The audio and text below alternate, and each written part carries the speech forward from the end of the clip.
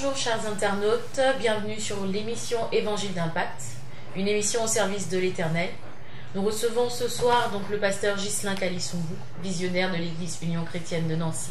Il va donc pouvoir nous éclairer sur le ministère de la femme et nous dire si oui ou non la femme peut prêcher dans l'Église. Bonsoir pasteur. Bonsoir ma sœur. Je vous remercie donc d'avoir répondu à notre invitation. Merci, c'est moi. Bienvenue donc sur le plateau donc de Évangile d'Impact. On vous reçoit aujourd'hui pour une explication sur le ministère de la femme, parce qu'il y a beaucoup de chrétiens aujourd'hui qui sont fixés sur une idée, comme quoi la femme n'a pas le droit de prêcher dans les églises, et il y a des serviteurs de Dieu qui soutiennent donc cette hypothèse-là.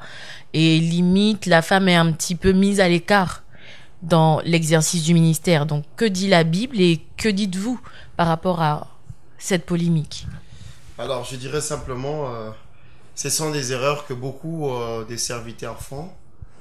Je ne sais pas d'où vient l'enseignement.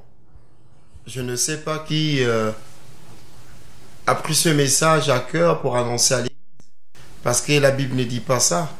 La Bible n'interdit pas à la femme de prêcher. C'est pas ce que dit la Bible. Et le Christ est venu, le Christ n'a jamais dit que j'ai interdit à la femme de prêcher. La Bible ne nous dit pas ça. Donc dans ce cas, pasteur, que dit la Bible exactement par rapport à la femme ? Il faudrait savoir d'abord la première des choses. Le ministère, c'est pas l'œuvre d'un homme. C'est l'œuvre du Saint-Esprit. Et que dit la Bible par rapport au Saint-Esprit ? Dieu dit, au dernier temps, je répandrai de mon esprit sur toute chair. Il n'a pas dit, au dernier temps, je répandrai mon esprit sur les hommes. Et il dit encore dans le livre de Actes, nous le voyons tous. Dans Acte 1, il fait la promesse. Dans Acte 2, la promesse est accomplie. Lorsque le Saint-Esprit est arrivé le jour de la Pentecôte, on ne dit pas que le Saint-Esprit est arrivé seulement aux hommes, mais à tous les serviteurs qui étaient là, hommes et femmes. Le jour de la Pentecôte, tous ils ont reçu le Saint-Esprit. Mais le but et le rôle du Saint-Esprit, c'était quoi? Lorsque Jésus fait la promesse, il dit, lorsque vous recevez le Saint-Esprit de Dieu qui survenant sur vous, vous serez mes témoins. C'est ça la promesse. Donc le Saint-Esprit vient pour nous rendre capables de témoigner la puissance de Dieu, homme ou femme.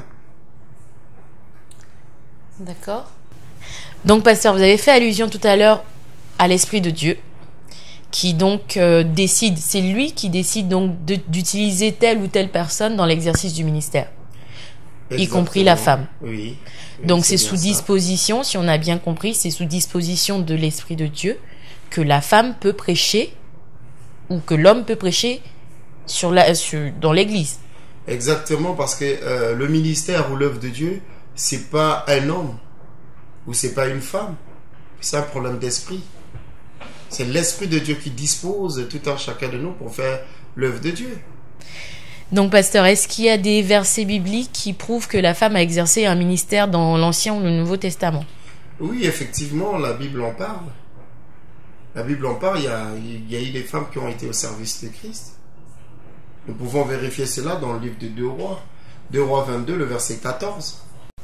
2 Rois chapitre 22, le verset 14. Le sacrificateur Ikija, Ashikam, Akbor, Shaphan et Asaja allèrent auprès de la prophétesse Hulda, femme de Shalom, fils de Tchika, fils de Haras, gardien des vêtements. Elle habitait à Jérusalem, dans d'autres quartiers de la ville. Donc, nous voyons ici qu'il y a une preuve biblique qui prouve qu'il y a une femme qui a été prophétesse. Nous dit la Bible, la prophétesse Hulda. Et on voit que cette dame était au service de l'Éternel. Lorsque le roi Josias avait eu ces difficultés pendant son règne, lorsque ce message était arrivé, il a demandé aux gens d'aller voir les sacrificateurs au temple. Et on voit qu'après avoir consulté le sacrificateur, il demande aux 5 sacrificateurs d'aller rencontrer la prophétesse Hulda, nous dit la parole de Dieu. Donc c'est pas moi qui ai écrit ça, ou c'est pas moi qui invente ça. La Bible explique très bien qu'il y a des femmes qui ont occupé le ministère, parmi les 5 ministères, qui ont travaillé pour la gloire de Dieu. Et je ne comprends pas aujourd'hui pourquoi on apporte du mépris dans nos langages pour mépriser la femme en disant que la femme ne peut pas prêcher ou la femme ne peut pas enseigner. Pourquoi? Il faudrait que les gens comprennent d'abord qu'est-ce que dit la Bible par rapport à cette situation. Parce qu'ici, on voit, il y a une prophétesse, nous dit la Bible. C'est pas moi, vous-même vous entendez, c'est bien mentionné dans la Bible. Une femme prophétesse au service de l'Éternel. Et les sacrificateurs viennent même consulter cette femme. Par rapport à la situation du roi. Pour que la femme puisse parler à l'Éternel et que Dieu puisse répondre. L'expliquer exactement ce qui va se passer. Là, c'est une femme, c'est pas un homme. Les sacrificateurs, c'est les hommes qui sont venus consulter Hulda, la femme, prophétesse, dit la parole de Dieu. Personne ne peut me dire le contraire. C'est bien marqué ici. Hulda, prophétesse de l'Éternel. Est-ce que dans la Bible, d'autres femmes ont aussi exercé le ministère comme Hulda?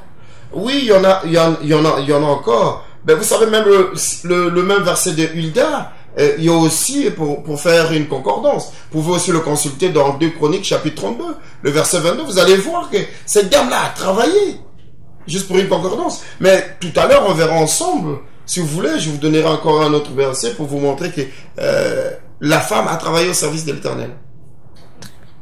2 Chroniques, chapitre 34, le verset 22, Ikija et ceux qui avaient désigné le roi allèrent auprès de la prophétesse Hulda, femme de Shallum, fils de Tchokerath, fils de Azra, gardien des vêtements.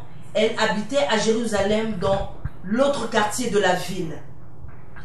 Après qu'ils eurent exprimé ce qu'il avait à lui dire.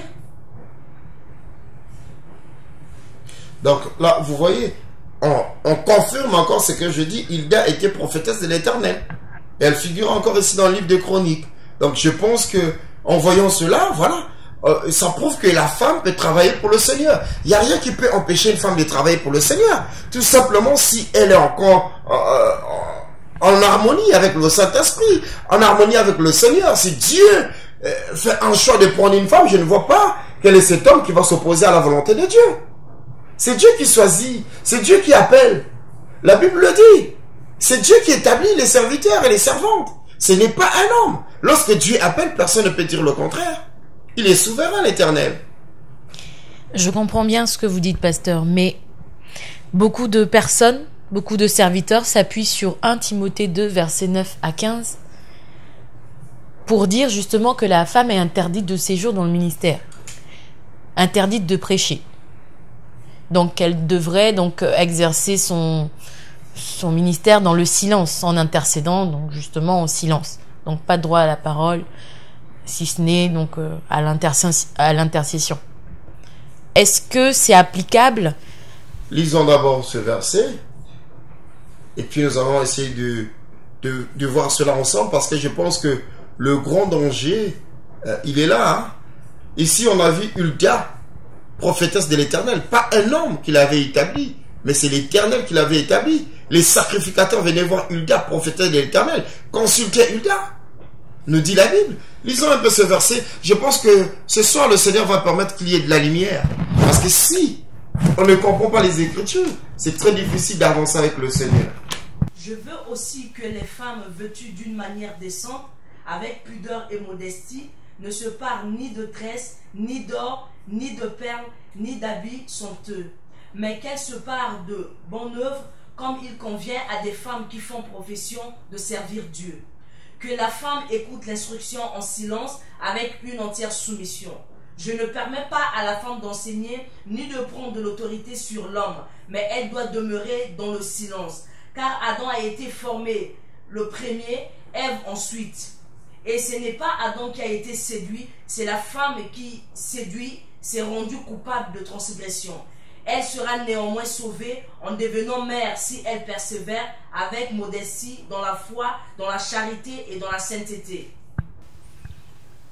Donc, vous voyez ce verset, il est très important, il est très intéressant, mais quand on n'a pas compris la révélation de la parole de Dieu, on risque d'interpréter ça d'une autre manière. Donc, pour comprendre ce verset, il faut d'abord comprendre pourquoi Paul, parce que c'est pas, Paul ne dit pas l'Éternel me dit, il dit je veux. C'est Paul qui veut. Il dit je veux.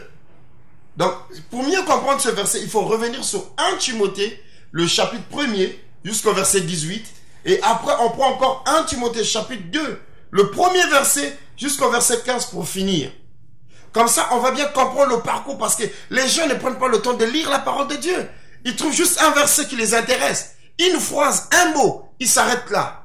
Mais pour mieux comprendre une phrase, un mot, il faut d'abord lire tout le contexte parce que c'est un courrier que Paul fait à son fils Timothée à Éphèse. Timothée était responsable à Éphèse. Et Paul fait un courrier pour envoyer à Timothée. Donc il donne des instructions. Commençons d'abord au début. Vous ne pouvez pas lire un courrier qui a été envoyé juste au milieu. Il faut d'abord commencer de lire le commencement du courrier avant d'atteindre le milieu pour comprendre pourquoi il écrit cela à Timothée. Donc commençons à partir de 1 Timothée chapitre 1er. Paul, apôtre de Jésus-Christ, par ordre de Dieu notre Sauveur et Jésus-Christ, notre espérance. À Timothée, mon enfant légitime en la foi, que la grâce, la miséricorde et la paix te soient données de la part de Dieu le Père et Jésus-Christ mon Seigneur. Je te rappelle l'exhortation que je te fis à mon départ pour la Macédoine, lorsque je t'engageais à rester à Éphèse, afin de recommander à certaines personnes de ne pas enseigner d'autres doctrines et de ne pas s'attacher à des fables et des généalogies sans qu'ils produisent des discussions plutôt qu'elles n'avancent l'œuvre de Dieu dans la foi. Le but du commandement, c'est une charité venant d'un cœur pur, d'une bonne conscience et d'une foi sincère. Quelques-uns s'étant détournés de ces choses se sont égarés dans de vains discours. Ils veulent être docteurs de la loi et ils ne comprennent ni ce qu'ils disent ni ce qu'ils affirment. Nous ignorons pas que la loi est bonne dépourvue qu'on fasse un usage légitime. Sachons bien que la loi n'est pas faite pour le juste, mais pour les méchants et les rebelles, les impies, les pécheurs, les irréligieux et les profanes, les parricides, les meurtriers, les impudiques, les infâmes, les voleurs d'hommes, les menteurs, les parjures et tout ce qui est contraire à la sainte doctrine. Conformément à l'évangile de gloire de Dieu, bienheureux évangile qui m'a été confié. Je rends grâce à celui qui m'a fortifié, à Jésus-Christ notre Seigneur, de ce qu'il m'a jugé fidèle en m'établissant dans le ministère, moi qui étais auparavant un blasphémateur, un persécuteur, un homme violent, mais j'ai obtenu miséricorde parce que j'agissais par ignorance dans l'incrédulité. Et la grâce de notre Seigneur a surabondé avec la foi et la charité qui est en Jésus-Christ. C'est une parole certaine et entièrement digne d'être reçue que Jésus-Christ est venu dans le monde pour sauver les pécheurs, dont je suis le premier. Mais j'ai obtenu miséricorde afin que Jésus-Christ fît voir en moi le premier toute sa longanimité pour que je servisse d'exemple à ceux qui croiraient en lui pour la vie éternelle.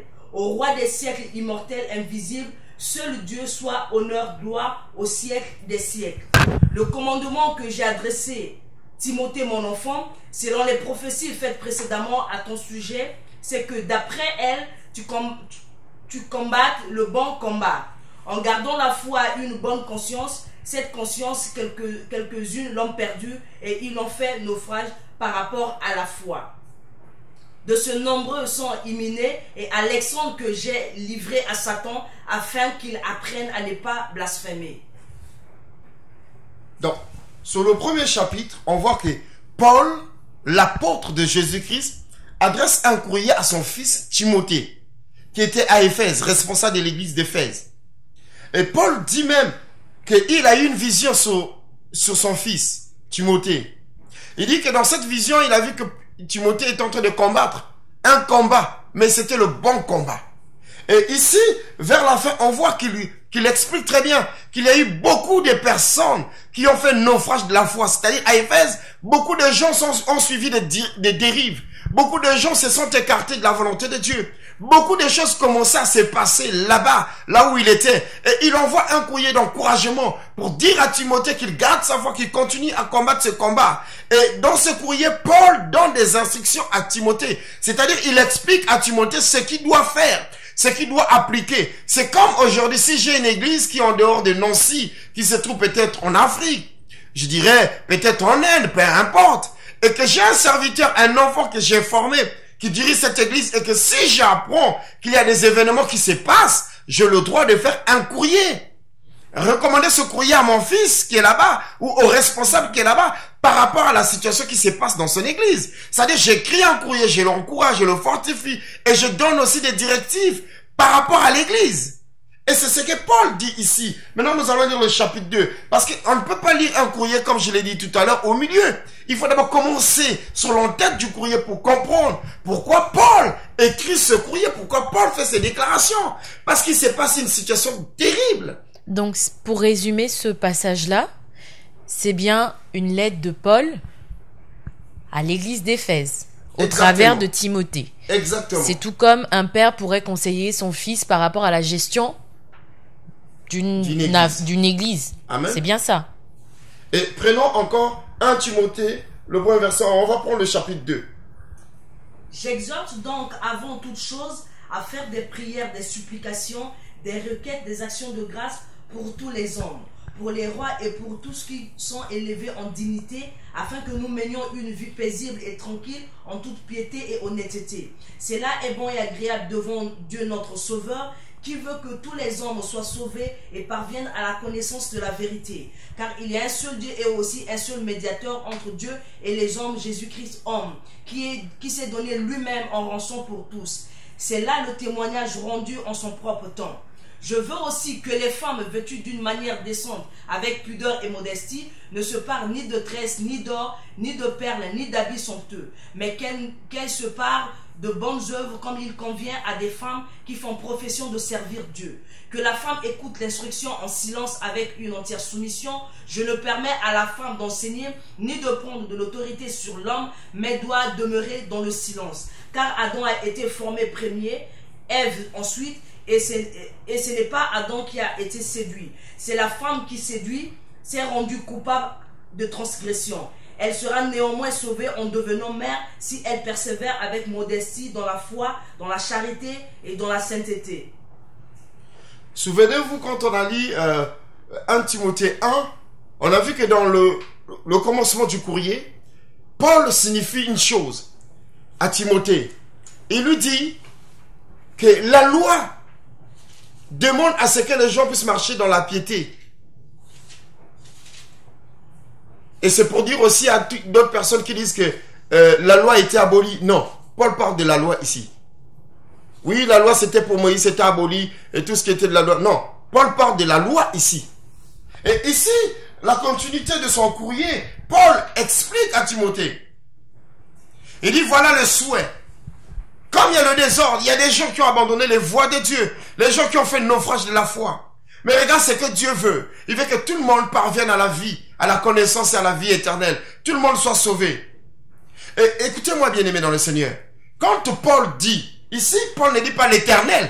Il dit c'est lui qui écrit un courrier. Il dit pas Dieu m'a dit.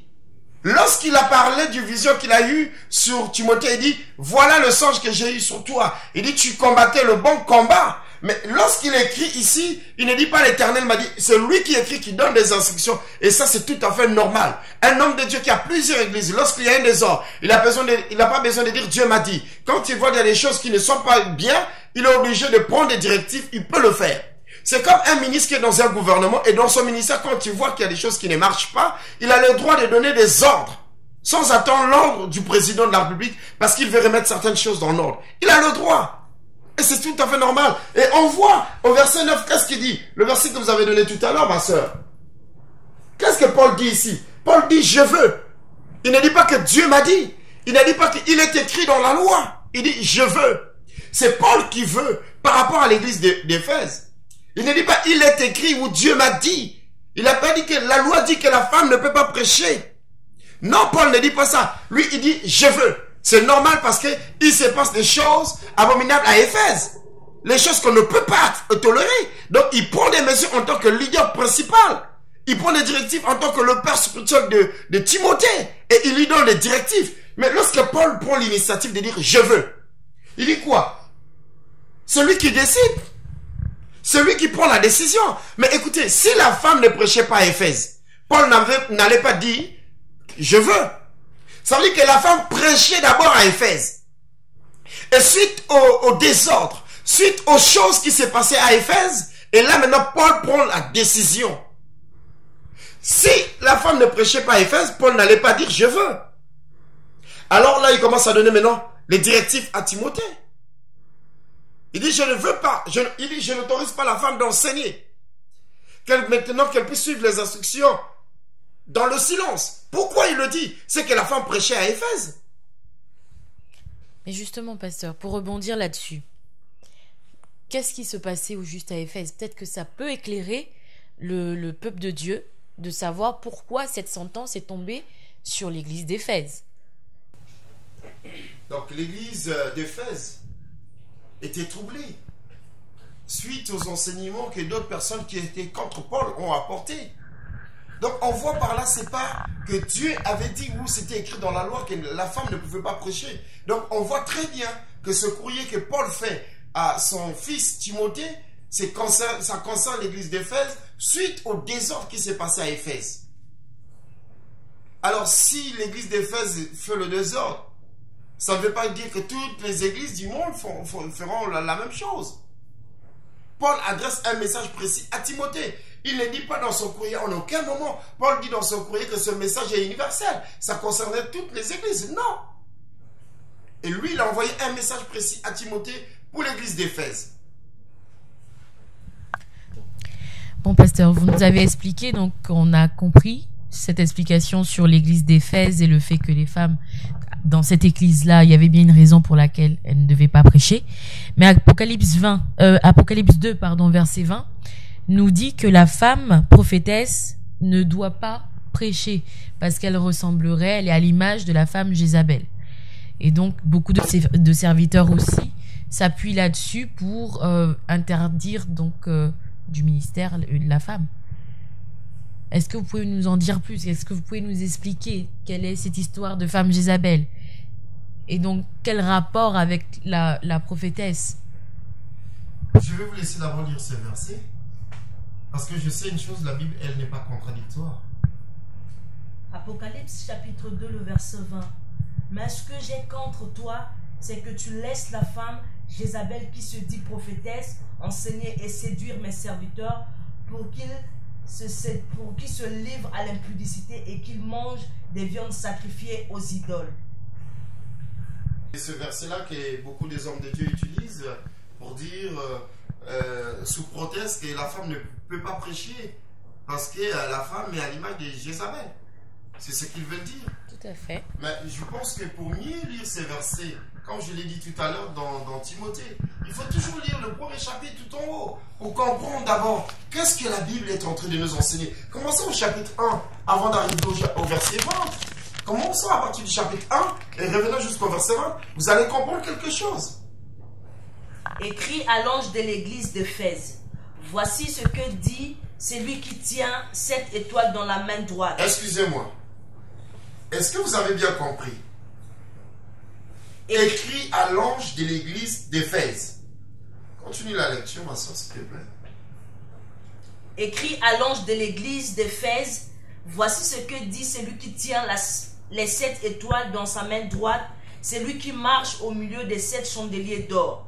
Je connais tes œuvres, ton travail et ta persévérance. Je sais que tu ne peux pas supporter les méchants, que tu as éprouvé ceux qui se disent apôtres et qui ne le sont pas, et que tu as trouvé menteur, que tu as de persévérance, que tu as souffert à cause de son nom, et que tu ne t'es pas lassé. Mais ce que j'ai contre toi, c'est que tu as abandonné ton premier amour. Souviens-toi donc d'où tu es tombé, réponds-toi et pratique tes premières œuvres, sinon je viendrai à toi, j'ôterai ton chandelier et sa place à moi, que tu ne te repentes. Tu as pourtant ceci, c'est que tu es les œuvres des Nicolaïtes, œuvres que j'ai aussi. Que celui qui a des oreilles entende ce que l'Esprit dit aux églises. À celui qui vaincra, je donnerai à manger de l'arbre de vie qui est dans le paradis de Dieu. Écrit à l'ange de l'église de Smyrne. Voici ce qui dit le premier et le dernier. C'est lui qui était mort et qui est revenu à la vie. Je connais la tribulation et la pauvreté. Bien que tu sois riche et la calomnie de la part de ceux qui se disent juifs, je ne le sens pas, mais qui sont une synagogue de Satan. Ne crains pas ce que tu vas souffrir. Voici le diable jettera quelques-uns de vous en prison, afin que vous soyez éprouvés et vous saurez une tribulation de 10 jours. Sois fidèle jusqu'à la mort et que je donnerai la couronne de vie. Que celui qui a des oreilles entende ce que l'Esprit dit aux églises. Celui qui vaincra n'aura à souffrir la seconde mort. Écrit à l'ange de l'église de Pergame. On va d'abord s'arrêter là, simplement. La première des choses ici, on nous donne un message prophétique pour l'église d'Éphèse. Et à l'église d'Éphèse, il y a un problème encore qu'on rajoute ici. Au verset 2, on dit, je connais tes œuvres, ton travail et ta persévérance. Je sais que tu ne peux supporter les méchants, que tu as éprouvé ceux qui se disent apôtres et qui ne le sont pas. Vous avez écouté les problèmes de l'église d'Éphèse ici. Il y a des gens qui se disent apôtres. Et Paul l'avait dit aussi quand il écrivait à Timothée. Beaucoup de gens apportaient des doctrines en croyant qu'ils étaient des docteurs. Ici, on voit que la lettre qu'on envoie à l'église d'Éphèse, on signifie encore des problèmes des gens qui se disent serviteurs de Dieu, apôtres, mais ils ne le sont pas. On dit bien, les gens qui se disent apôtres, mais ils ne le sont pas. Ça, c'est encore un autre problème qu'on rajoute à l'église d'Éphèse. Maintenant, écoutez, deuxième problème. Le deuxième problème, écrit à l'église de Smyrne. Le verset 8. Donc, on voit par là qu'il y a un courrier de chaque église. Prenons d'abord les problèmes de l'église de Smyrne. De l'église de Smyrne, voici ce que dit le premier et le dernier, celui qui était mort et qui est revenu à la vie. Je connais la tribulation et la pauvreté, bien que tu sois riche, et les calomnies de la part de ceux qui se disent juifs et ne le sont pas, mais qui sont une synagogue de Satan. Ne crains pas ce que tu vas souffrir. Voici le diable jettera quelques-uns de vous en prison, afin que vous soyez éprouvés, et vous aurez une tribulation de 10 jours. Sois fidèle jusqu'à la mort, et je donnerai la couronne de vie. Que celui qui a des oreilles entende ce que l'Esprit dit aux églises. Celui qui vaincra n'aura pas à souffrir à la seconde mort. Donc on voit ici, il y a un deuxième problème. On parle à l'église de Smyrne. On a vu le problème qu'on demande à Jean, le prophète qui a la vision, d'écrire à l'église d'Éphèse. Là, on parle d'une autre église, l'église de Smyrne. On voit son problème et on décrit son problème. Et on va prendre le verset 12, on va voir que là, on parle à une autre église. Donc chaque église, on a une vision pour chaque église, des problèmes pour chaque église. On n'a pas généralisé toutes les églises. On est bien d'accord, ma sœur? Donc là, on va passer maintenant au verset 12. Écrit à l'ange de l'église de Pergame, voici ce que dit celui qui a l'épée aiguë à 2 tranchants. Je sais où tu demeures, je sais que là est le trône de Satan. Tu retiens mon nom et tu n'as pas régné ma foi, même au jour d'Antipas, mon témoin fidèle qui a été mis à mort chez vous, là où Satan a sa demeure. Mais j'ai quelque chose contre toi, c'est que tu as là des gens attachés à la doctrine de Balaam, qui enseignait à Balak à mettre une pierre d'achoppement devant fils d'Israël, pour qu'ils mangeassent des viandes sacrifiées aux idoles, qu'ils se livrassent à l'impudicité. De même, toi aussi, tu as des gens attachés pareillement à la doctrine des Nicolaïtes. Réponds-toi donc, sinon je viendrai à toi bientôt et je combattrai avec l'épée de ma bouche. Que celui qui a des oreilles entende ce que l'Esprit dit aux églises. À celui qui vaincra, je donnerai de la manne cachée et je lui donnerai un caillou blanc. Et sur ce caillou est écrit un nom nouveau que personne ne connaît, si c'est celui qui le reçoit. Donc là, on voit, on écrit à une autre église, l'église de Pergame. Chaque église a sa situation, chaque église a son problème. Et on va continuer le verset 18. Écrit à l'ange de l'église de Thyatire, voici ce que dit le Fils de Dieu, c'est lui qui a les yeux comme une flamme de feu, et dont les pieds sont semblables à l'airain ardent. Je connais tes œuvres, ton amour, ta foi, ton fidèle service, ta constance et tes dernières œuvres plus nombreuses que les premières. Mais ce que j'ai contre toi, c'est que tu laisses la femme Jézabel qui se dit prophétesse, enseigner et séduire mes serviteurs pour qu'ils se livrent à l'impudicité et qu'ils mangent des viandes sacrifiées aux idoles. Je lui ai donné du temps afin qu'elle se repentit et qu'elle ne veut pas se repentir de son impudicité. Voici, je vais la jeter sur un lit et envoyer une grande tribulation à ceux qui commettent l'adultère avec elle, à moins qu'ils se repentent de leurs œuvres. Je ferai mourir de mort ces enfants de toutes les églises, connaîtront que je suis celui qui sonde les reins et les cœurs. Je vous rendrai à chacun selon ses œuvres. À vous tous les autres Thyatire qui reçoivent pas cette doctrine, qui n'ont pas connu les profondeurs de Satan, comme il les appelle, je vous dis, je mets sur vous d'autres fardeaux, seulement ce que vous avez. Retenez-les juste à ce que je vienne. À celui qui vaincra et qui gardera jusqu'à la fin mes œuvres, je donnerai autorité sur les nations. Il les pètera avec une verge de fer, comme on brise les vases d'argile, ainsi que moi-même. J'en ai reçu le pouvoir de mon Père, et je lui donnerai l'étoile du matin. Que celui qui a des oreilles entende ce que l'Esprit dit aux églises. Donc on voit ici, chaque église a eu des reproches par rapport à sa situation. Et toutes les églises n'avaient pas le même problème. Ici, au verset 19, il dit quoi? Il dit, à l'église de Thyatire, selon le verset que vous m'avez donné, au verset 20. On voit ici, au verset 19, il dit, je connais tes œuvres, ton amour, ta foi, ta fidèle service, ta constance, et tes dernières œuvres, plus nombreuses que les premières. Mais au verset 20, il dit, mais, il y a une chose qui se passe à l'église de Thyatire. Il dit, mais, ce que j'ai contre toi, c'est que tu laisses la femme Jézabel qui séduit. C'est que tu laisses la femme Jézabel qui se dit prophétesse, enseigner et séduire mes serviteurs pour qu'ils se livrent à l'impudicité et qu'ils mangent des viandes sacrifiées aux idoles. Donc on voit qu'à l'église de Thyatire, on fait une reproche à l'église de Thyatire à cause de la femme qui se dit prophétesse. Jézabel. Pourquoi on parle de Jézabel? Cette femme, elle est servante de l'Éternel, mais sauf que l'esprit de Jézabel, l'impudicité, est rentré dans sa vie. Elle, au lieu de faire le service de Dieu, elle est devenue maintenant une femme qui séduit les hommes de Dieu. C'est-à-dire quoi? Elle est là, elle a pour but de séduire. Elle apporte la séduction à tous les hommes qui tombent autour d'elle.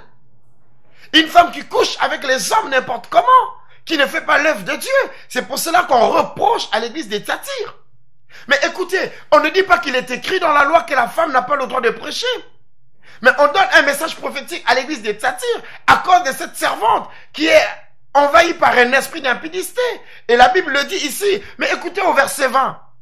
Au verset 20, on dit ce qu'il a contre cette église. Mais au verset 21, après avoir cité ce qui fait que de cette femme devienne maintenant une femme Jézabel, on a bien cité cela, parce qu'elle couche avec les hommes, elle séduit les serviteurs. Mais le verset 21 nous dit quoi? On voit que Dieu c'est un Dieu d'amour. Malheureusement qu'elle est séduite par cet esprit de Jézabel. Malheureusement qu'elle est emportée par cet mauvais esprit. Mais Dieu est un Dieu d'amour. Tout ce que Dieu souhaite pour sa servante, qu'elle se répande. Lisons le verset 21. Je lui ai donné du temps afin que se repentir. Et elle ne veut pas se repentir de son impudicité. Donc on voit que Dieu l'accorde une grâce. Dieu l'accorde une grâce, il dit, je lui ai donné du temps pour qu'elle puisse se repentir. Ça veut dire quoi? Qu'elle renonce aux œuvres de Jézabel, qu'elle arrête de séduire les serviteurs de Dieu et qu'elle revienne à la repentance. On ne dit pas que je lui ai donné du temps d'abandonner son ministère et tout ça. C'est pas ce que Dieu dit. Dieu lui dit, je lui donne du temps de se repentir. C'est-à-dire qu'elle arrête de faire des œuvres de Jézabel, l'esprit de Jézabel qui envahissait sa vie. C'est ce que Dieu dit. Dieu n'a pas besoin d'avoir une prophétesse qui séduit les serviteurs. Mais Dieu, en aucun cas dans la parole, on dit, cette femme ne doit pas prêcher parce qu'il n'est pas écrit dans la loi que la femme doit prêcher. Non, ce qui est interdit est mentionné dans la loi de Dieu. Ici, on dit, je lui donne du temps. Ça veut dire que si elle devait se repentir, abandonner ses œuvres de séduction, Dieu allait encore le rétablir sur son service. C'est ce que la Bible nous dit. Il dit, je lui laisse le temps, je lui ai laissé le temps de se repentir. Il dit pas, je lui ai laissé le temps de se repentir et d'abandonner son faux ministère. C'est pas ce qu'on dit. On lui laisse le temps de se repentir. Ça veut dire que si cette femme qui était envahie par l'esprit de Jézabel se repentait, elle pouvait continuer à servir le Seigneur. Nulle part on nous dit que Dieu interdit. Et les gens, quand ils utilisent ce verset, il vient justement au verset 20. Il prend le verset 19. Et il prend le verset 20. Il s'appuie. Oui, regardez, la Bible nous dit au verset 20, cette femme prophétesse, elle est Jézabel. C'est pas ce que la Bible dit. La Bible parle d'une servante qui a été possédée par un esprit et qui commence à séduire les serviteurs de Dieu. La Bible ne parle pas que la femme est Jézabel. Pourquoi on veut mettre cette idée sur l'image de la femme? Toutes les femmes ne sont pas pareilles. Ici, on parle de chaque église, on reproche chaque église son problème. Mais toutes les femmes ne sont pas pareilles. Ça veut dire que si cette femme ne séduisait pas les hommes de Dieu, elle pouvait continuer à faire son service. Toutes les femmes ne sont pas pareilles. Aujourd'hui, s'il y a des prophétesses, ou s'il y a des femmes qui sont au service de l'œuvre de Dieu, et qui séduisent les hommes de Dieu, qui séduisent les fidèles à l'église, elles doivent se repentir, parce que c'est l'image de Jézabel. Nous dit la Bible. La Bible dit quoi? Je l'ai laissé du temps pour qu'elle puisse se repentir. Regarde l'amour de Dieu. Dieu donne un ministère, elle voit que sa servante va à la dérive. Elle dit, je l'ai laissé du temps pour qu'elle puisse se repentir. En aucun moment, Dieu dit que ce ministère n'est pas biblique. Ce n'est pas écrit dans la Bible. La Bible ne le dit pas. Là, c'est Dieu qui donne la révélation à l'apôtre Jean. Et il lui dit, je l'ai laissé du temps. Là, c'est Dieu qui dit, ce n'est pas Paul qui dit. Si c'était pas autorisé que la femme pouvait prêcher, Dieu allait dire, je n'ai jamais permis à la femme de prêcher. Dieu ne le dit pas. Il dit, c'est que je regrette parce que vous avez laissé une femme qui est dans un esprit de séduction, qui séduit les serviteurs, qui fait tomber les serviteurs de Dieu. Vous l'avez laissé prêcher. C'est ce que la Bible dit. Et malgré que vous l'avez laissé prêcher, je suis contre cela. Mais ce que je vous dis aujourd'hui, comme elle a un esprit de Jézabel, je l'ai laissé du temps pour qu'elle puisse se repentir. Mais se repentir en quoi? Par son ministère, mais aux œuvres qu'elle fait. Nous dit la parole de Dieu. Donc, pasteur, nous avons bien compris l'explication que vous avez donnée sur le ministère de la femme, donc dans le passage d'Apocalypse. Donc, l'Éternel a bien fait du cas par cas, selon les églises.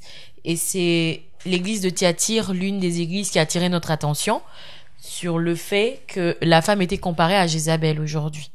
Maintenant, tous les versets que vous nous avez cités... Non, la femme n'a pas été comparée à Jézabel. Cette femme prophétesse avait les œuvres de Jézabel. Parce que si on dit la femme a été comparée, ça veut dire que toutes les femmes. Mais elle a été comparée à Jézabel par rapport à ses œuvres. La séduction et l'impudicité. C'est à cause de ses œuvres. Toutes les femmes ne sont pas impudiques.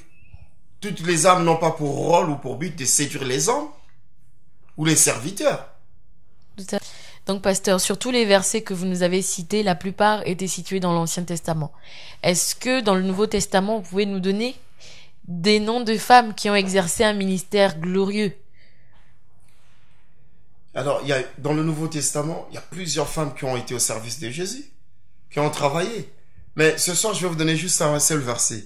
Parce que ce qui importe les gens aujourd'hui, qui disent que la femme ne peut pas prêcher, parce que les gens veulent voir le verset là où on cite ministère prophétique, ou évangéliste, ou pasteur, ou docteur. C'est ça que les gens veulent. Mais je vais encore vous donner un verset dans le Nouveau Testament, là où on nous montre que la femme était au service de l'œuvre de l'Éternel.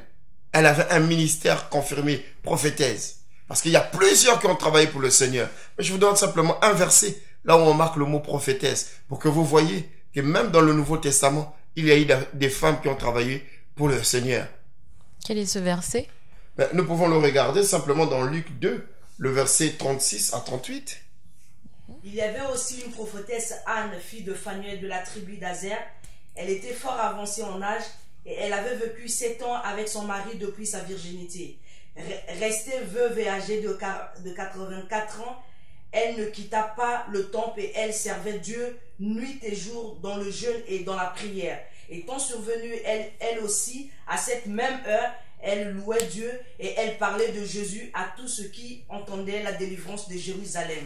Ah, vous voyez, on nous parle de la prophétesse Anne, qui était dans le temple, qui gênait, tous les jours qui priait. Elle priait pour l'arrivée du Messie. Vous voyez qu'il y a une femme dans le Nouveau Testament, prophétesse, bien écrit. J'aimerais qu'on puisse encore relire, et surtout quand on arrive aux prophétesses, qu'on le dit encore très fort.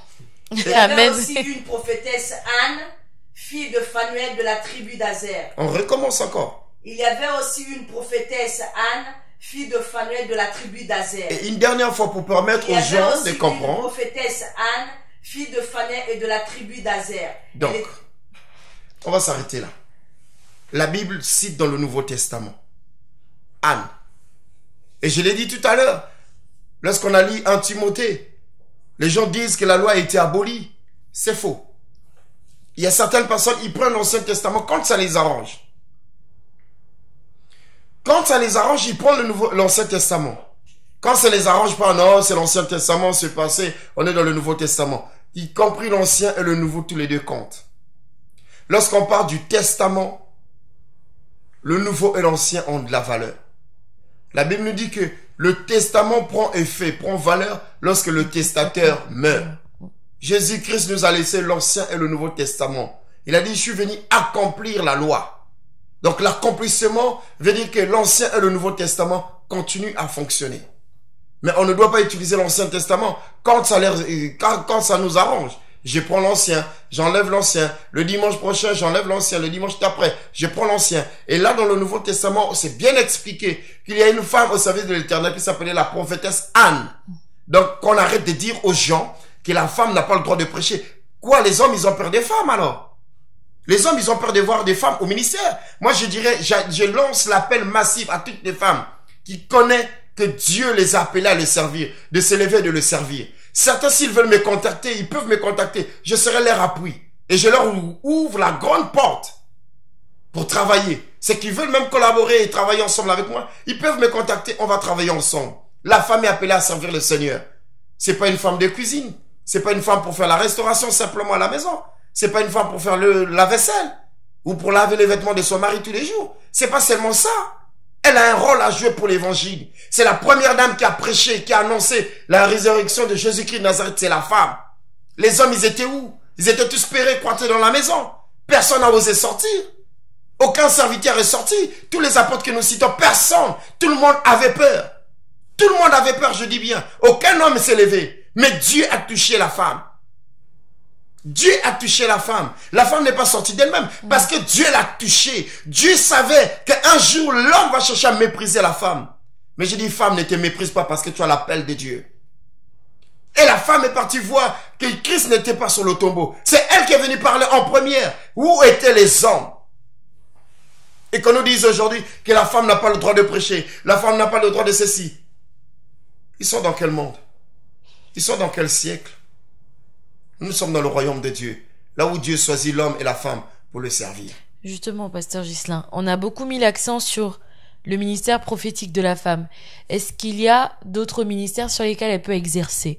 Est-ce qu'elle est aussi dans cette catégorie-là où Jésus dit vous les reconnaîtrez à leurs œuvres? Il y en a certains qui ont été nommés comme apôtres, d'autres évangélistes, etc. Est-ce qu'elle en fait partie? Est-ce qu'elle peut prendre part à ces différents ministères ou elle est seulement sujette à la prophétie?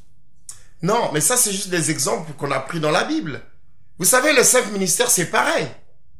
Lorsqu'on parle du 5 ministères, la Bible nous dit quoi pour le 5 ministères? On aura le temps d'en parler sur les 5 ministères. La Bible nous dit, il y a 5 ministères, mais c'est le même esprit. Est-ce qu'on se comprend? C'est le même esprit. Si Dieu utilise quelqu'un dans un ministère prophétique, pourquoi pas dans un ministère évangélique? Ça, c'est juste des exemples qu'on prend pour montrer que dans le ministère, la femme y est dedans. Donc, la femme peut travailler dans un ministère évangélique, apostolique. La femme peut travailler dans un ministère pastoral. C'est pas interdit. On dit, les 5 ministères, c'est le même esprit qui se manifeste dans ce ministère. Je pense que là aussi, il y a un autre sujet. Et par la grâce de Dieu, on finira par le développer. Parce qu'aujourd'hui, les ministères sont devenus comme les galons. Aujourd'hui, pasteur, demain évangéliste, après-demain, bishop, évêque. On en parlera. Tout ça, c'est le désordre. Commencez à arrêter d'abord ce désordre que vous êtes en train de faire avant d'accuser la femme que la femme n'a pas le droit de prêcher. Très bien, pasteur. Je vous remercie vraiment de cette intervention. Nous sommes arrivés au terme donc de notre entretien. Je remercie donc toute l'équipe Union Chrétienne, toute l'équipe UC Média qui ont suscité leur temps et leurs moyens pour pouvoir réaliser cette émission. Donc, si on a bien résumé le tout, l'Éternel a indexé seulement quelques églises qui étaient fautives. La femme n'est pas condamnée à rester muette dans les églises. Elle a le droit d'exercer le ministère. Elle a le droit de parler de la part du Seigneur. Le Seigneur la suscite souvent pour exercer des actions dans l'église. Tout dépend de la disposition et de l'envie de l'Esprit Saint de toucher quelqu'un.